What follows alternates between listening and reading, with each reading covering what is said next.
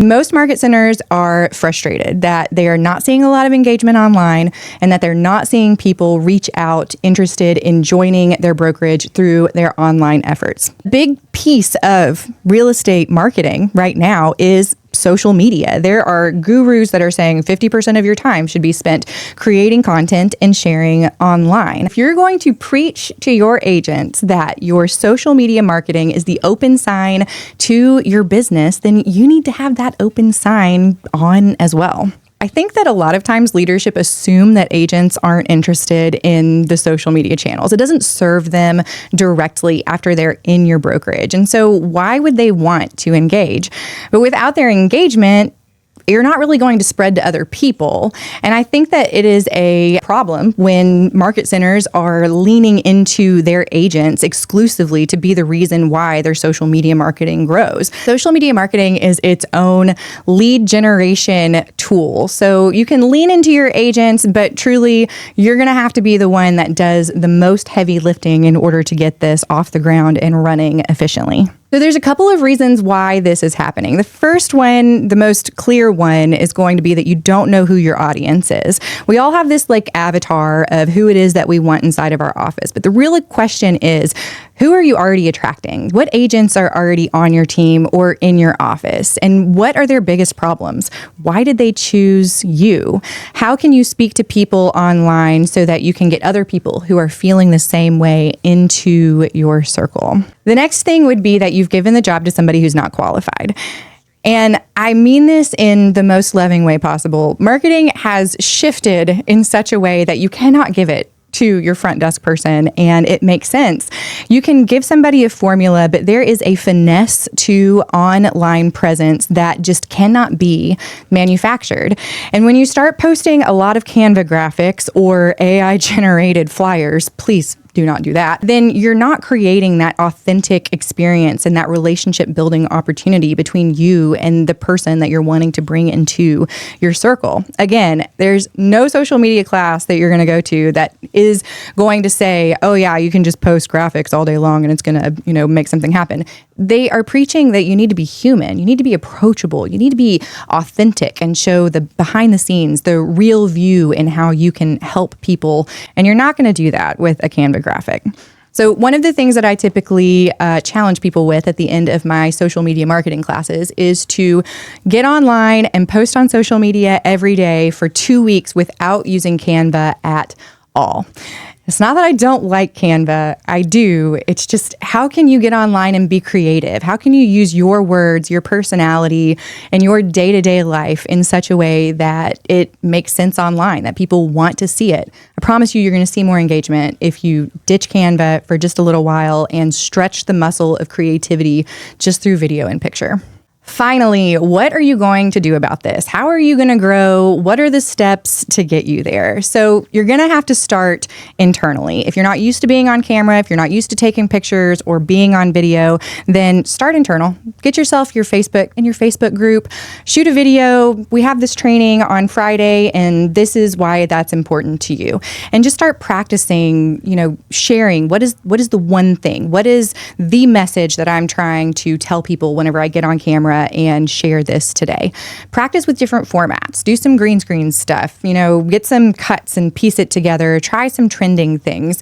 Not only are you creating an opportunity for your agents to engage, but you're also strengthening the muscle to show other people, I am actively working on our social media presence. And if you come here, you're going to be around people who are trying to do the same thing and succeeding at it with you. You have to realize that your target audience wants to see your face. Whoever it is that's leading the market center or the team, they're going to have to see your face. Again, they don't want to be in, a business relationship with somebody who is just, the front of a house or some fake AI generated image. They want to see who you are. Am I going to be able to feel comfortable with this person? One of my favorite things is when clients will meet me and say, I felt like we were already best friends anyway, because that to me says that I've done my job well online. They know that I'm approachable and that they're going to be able to work with me and it's going to feel easy and I'm going to get them to the finish line with their transaction. And you want that same thing out of your market center. You want that agent to feel comfortable with you, that you're going to help solve their problems, that you're going to help grow their business, that you're going to do it and you have the social proof to say, this is how we're going to get you there. And these are the people that we've helped get there in the past. Leadership really does set the tone for this. Like, you have to pick the right person. You have to be dedicated to this. Like, you can't have apathy towards social media. There's a lot of people who will post once and then they'll be like, oh my gosh, it didn't work. I'm done. I don't want to do it again. Or they'll post for a week and they're like, I've given it enough effort and I cannot do this anymore. It's a long game. You have to pay attention online. You have to engage online. And if you haven't been doing it, honestly, nobody's paying attention to you. So the more you do it, the more they see you, the more they're going to say, hey, I think something's happening here. Let's engage. It makes me think of my 7-year-old. I had a dream the other night that he was like standing in the middle of a busy street and I kept yelling his name like, Logan, Logan, come here. And he would not come to me. That kid, you cannot tell him one time. You have to tell him 100 times. And even then, sometimes I'm like, are you even paying attention to me? That's the same way with our social media audience. You know, like, you can say it one time and they're still going to be dancing in the street waiting to get hit by the car. And then eventually they're going to turn around and say, hey, you know what? I think that that's the person that's going to help save me from this awful game of Frogger that I've gotten myself into. So you have to be online. Leadership is going to set the tone for this. And I promise you, everybody else is going to follow suit. What would I do today if I were a market center leader and I was trying to build an online presence so that I could recruit more people? I think that the future of social media marketing is truly in this AEO, AI engine optimization realm. I hardly Google anything anymore. I will get onto my onto ChatGPT or whatever other AI model I'm using for the question, and I'll get the answer from there. In order for you to be able to effectively help other people or bring people in, you're going to have to start showing up in those AEO, those AI engine searches. If you're going to do that, you want to be the person who is feeding the AI engine the information that it needs to be able to share the results with the agent. I know that that feels really complicated, but the easy way to do this is to get on a podcast like this or get on video and just start talking to the camera. You know what you're talking about. You know that you can help agents grow their business. You have the models, you have the systems, you have the tools, you have the training, but all of those words mean nothing to somebody unless you can articulate to them exactly what that means for them. When you start doing that, when you get online and you're sharing that, they might not actually watch the podcast, they might not actually read the blog, but when they search online, when they ask ChatGPT, who in Murfreesboro, Tennessee, who in Nashville, Tennessee would be the best resource for my real estate business? What brokerage should I look into in this particular area? You want your name to be the one that pops up. So you're going to record the podcast, you're going to have the episode on YouTube, and then you're going to take the transcript, you're going to upload it into AI because we're using AI as a tool for this, and you're going to ask it to write a blog post. I need you to write a blog post for me that sounds 100% human. I want you to use my words only, and I need it to be AEO and SEO optimized. You're going to look at the output and you're going to edit it as needed because you don't want it to sound 100% AI generated. Then you're going to put it on your company website. And those are going to be the places that the AI engines are pulling from. And the more you do that, the more you are the one that's going to be feeding the search results. Be the thought leader. So what happens whenever you do all of this? You're going to recruit more people. You're going to become a thought leader, and you're going to become a part of the mind share of this like whole social media experiment, because it changes all the time. When I first got into real estate, social media marketing looked similar in some ways, but very different than what it does today. And frankly, there was a period of time last year where I felt like I was in no man's land online. Like the things that I had been doing weren't working anymore, and I needed to figure out what I needed to change in order to make it work again. And if you are a market center leader, what an opportunity you have to share in that growth with your agents to say, I am actively searching for the answer to this so that I can help you make this happen. If you need help with your online presence, I own Happy Go Social. It is a marketing company specifically here to help real estate agents and real estate leadership teams get really clear on their messaging so that they can reach the people that they want to reach. And this is for online communication and in-person communication. I love both, and they work together, and anybody who says otherwise is wrong. The next segment of the show, I think, is going to be one of my favorites. We are going to point out what is going right on social media with my very good friend, Trent Denson.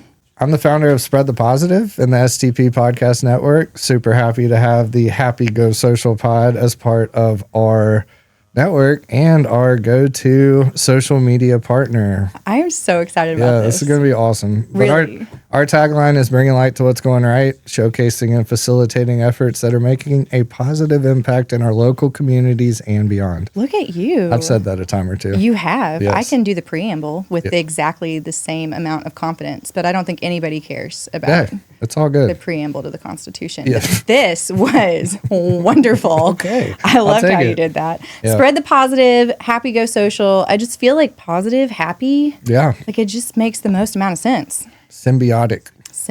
So speaking of symbiotic, okay. I think the way that we're going to make this segment happen is we're going to bring light to what's going right. Boom. On social media. I love it. So we have to talk about that. What have you seen online that's going right?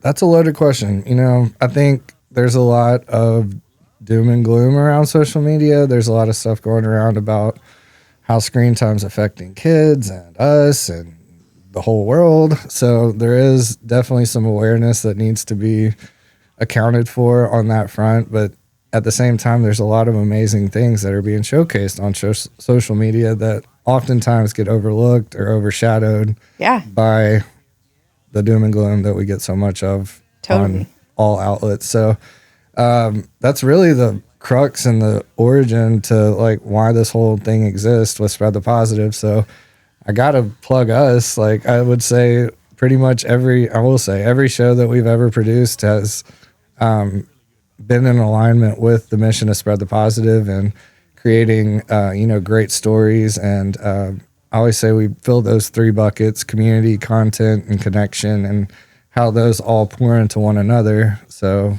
there's a lot of great stuff. I mean, I'm going to shout out a few of my favorite people to follow. Number one is Charlie Rocket. Charlie Jabley is his real name, but he's the greatest keynote speaker in the world. And he's writing a book called Winning Streak. He started a movement around this thing called a winning streak, just appreciating the little wins during the day. So I always got to shout out Charlie. I've followed him for years, and I truly appreciate everything he's about. He's like the walking embodiment of Spread the Positive, in my opinion. Nice. Bucket list guest on the podcast. So Charlie, if you see this, I know I've reached out before. Please, this will be a great time to connect with us over here at Spread the Positive.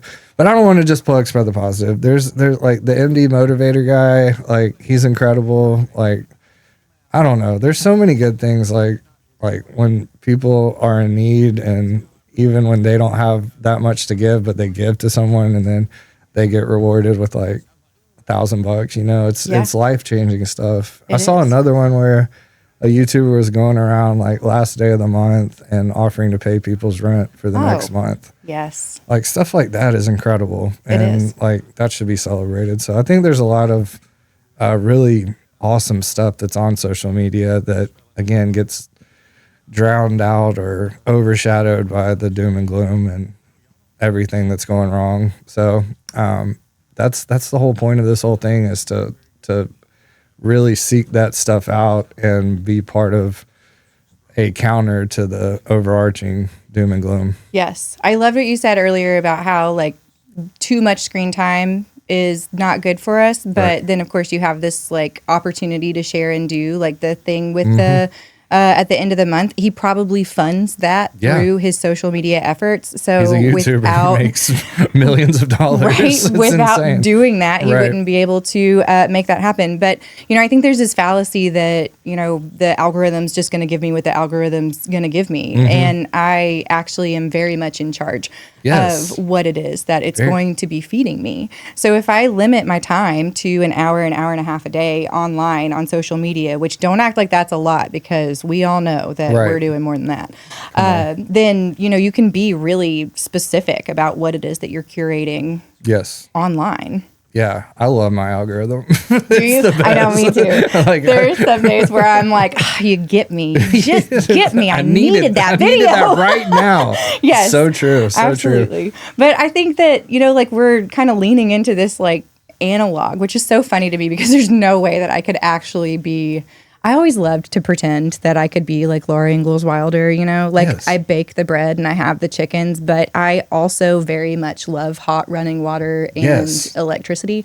Do not want to go without those things. You can have the best of both worlds. Absolutely. It's the best time to be alive. I think so too. Yeah, it's a wild world out there and there's a lot of crazy, it's just crazy, but it's really exciting too. There's so much amazing stuff happening, just like on our side of things, just with new tools that AI is coming out with and making our lives way easier to actually have real interactions with great people doing great things. So I'm excited. Of course we all have our days where it's not exciting and very hard, but day in, day out, if you are intentional, like you're saying, with curating a good feed and curating positive interactions in your day-to-day life, there's ways to really find the good. Oh my gosh, yes. Okay, so that just sparked a memory back when I was in high school. There was a mentor that would always say, you are who you hang around. And,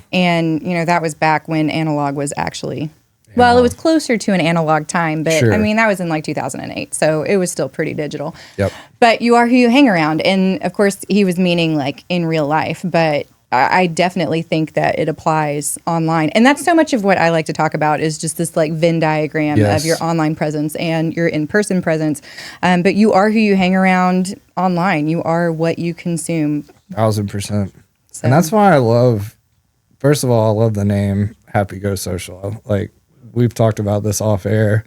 It's you. It's who you are as a human. And it was almost this thing that was made for you to take over. It's so crazy. But it's such a great, that's what I'm just really excited about that too. I think there's so much overlap in what you do.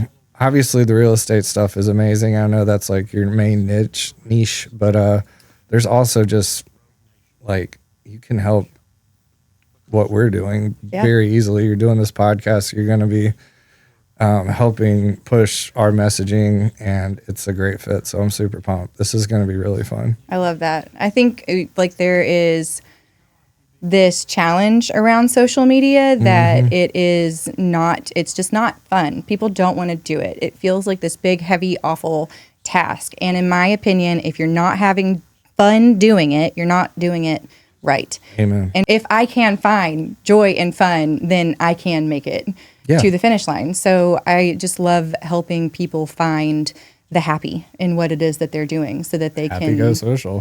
Find the happy feel in good your about social. what they're done. I just think it's so fun. I do love walking around the house and being it's happy go social, not frustrated go social. Right. I don't know. It's a blast.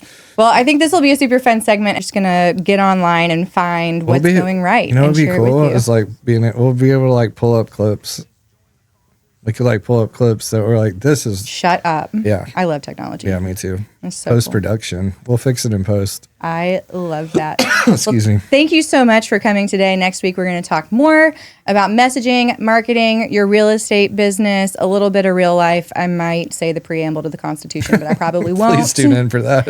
And I look forward to sharing more happy Go Social stuff with you. Awesome. Me too.